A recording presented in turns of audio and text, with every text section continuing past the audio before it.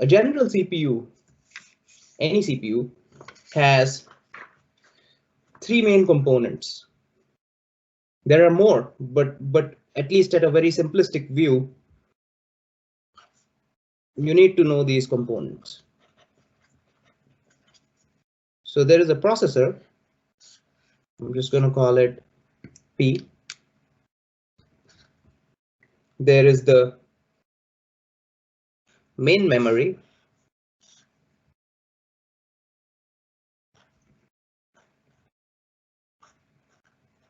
And there is the hard drive. Now let's understand these. So the main memory is what you call your RAM on your computer. It's not ROM, it's RAM. And this is the hard drive. Let's look at the function of each. Why do we need all these? So the CPU is doing all the manipulations with the bits, with the instructions. Whenever it, let's say it does an add operation, what I mean by add is it takes two binary inputs, like let's say if it takes 1101 and 0001, and it calculates the output as it adds them up, and so you get 0 1 1 1. You get this number. So this number gets stored in what we call a CPU register. It gets stored here itself, and these are on the CPU.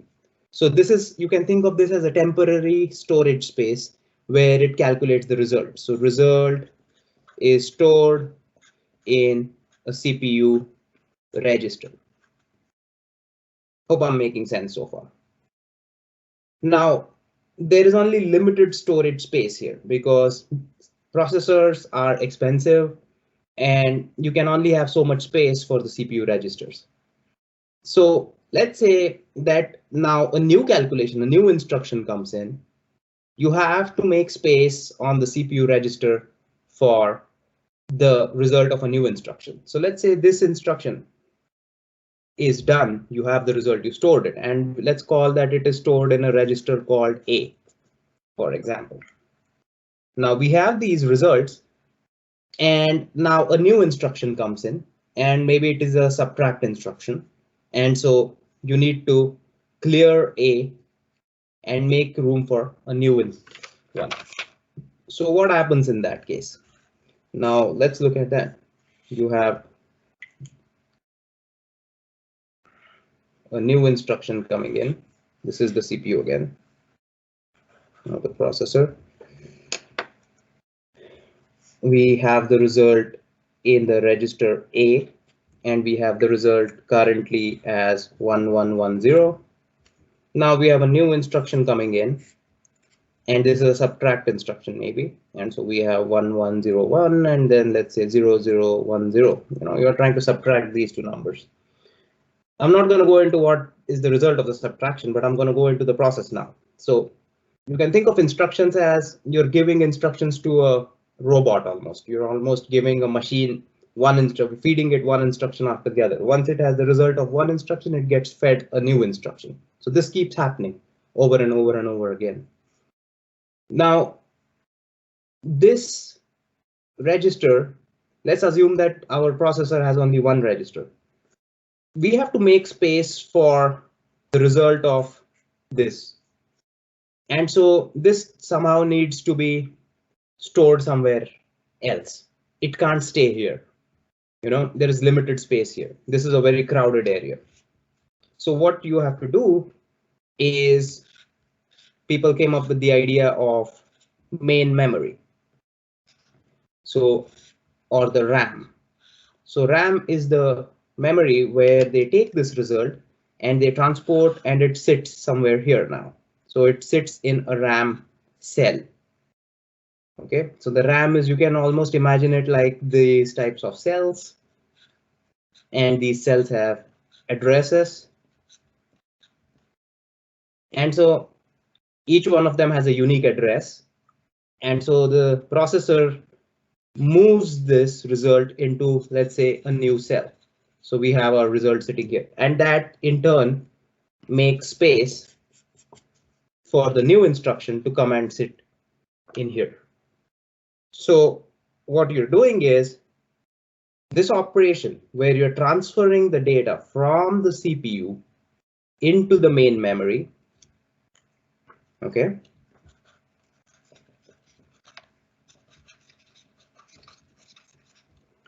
So when you move data from the CPU, from the processor, for example, into the main memory,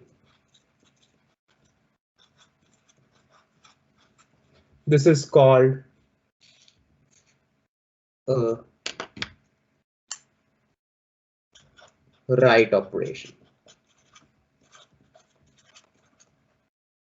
Write operation. This is important. I would like you to remember what a write operation is. Okay.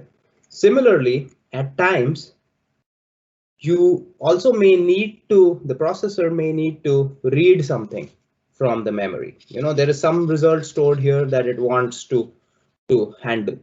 And this operation, when it gets the data from the memory into its register, you know, so from when it comes from main memory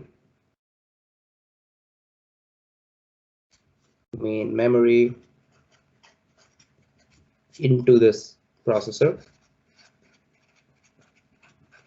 that's called a read operation.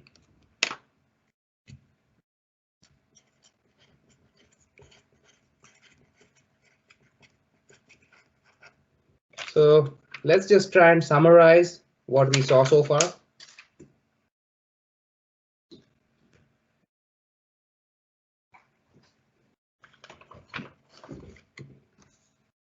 You have a processor,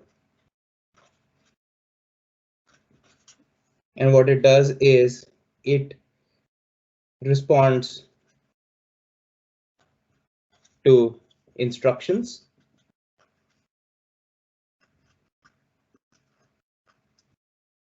And it keeps doing this in a loop. You know, you have a processor here, it gets an instruction, it does something.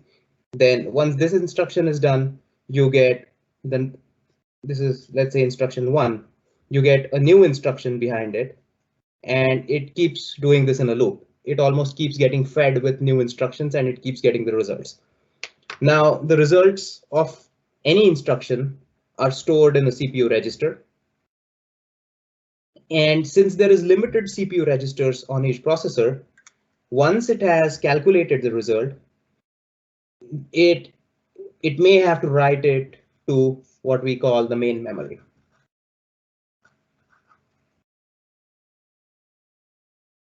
And the main memory is what we call the RAM.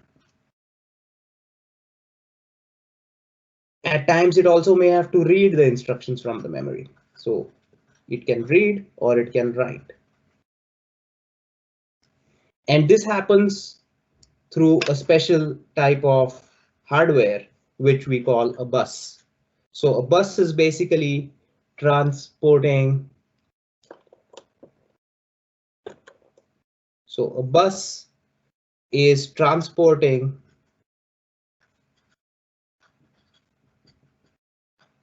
bits from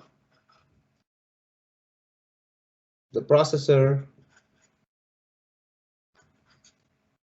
to main memory and back. It's taking these bits. So I hope I'm making sense so far. Please let me know what you think. And in the next video, now we will start looking at the specific instructions for the WOL architecture, which they have introduced in chapter 2. The WOL is they have made this up. It's an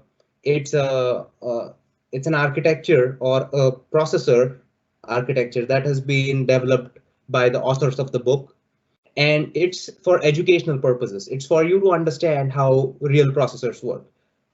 It's not something real, but it works exactly like a processor would actually do. So you would get a better understanding of how this thing works. I guess that's it for this video. Looking forward to the next one. Thank you.